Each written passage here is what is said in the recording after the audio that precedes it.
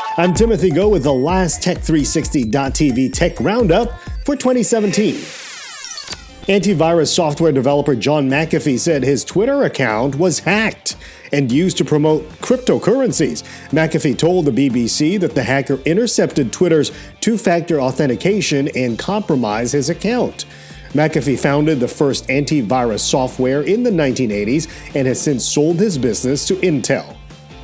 Apple says, oops, we're sorry for deliberately slowing down your older iPhones. In a statement, Apple apologized for letting people down and went on to clarify the misunderstanding on the issue, insisting that it will not do anything to shorten the life of iPhones. Now, Apple is also providing a battery replacement at $29, which is a huge discount off the original price of $79 from January until the end of 2018.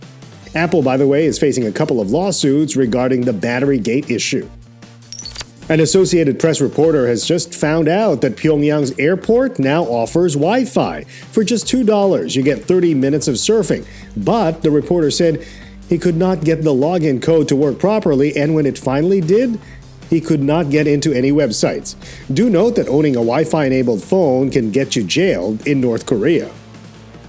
The divide between your smartphone or tablet with your notebook or desktop will soon be over, only if you're using a Chrome OS. In a beta version of Google's Chrome OS, a feature called Android Parallel Tasks was discovered.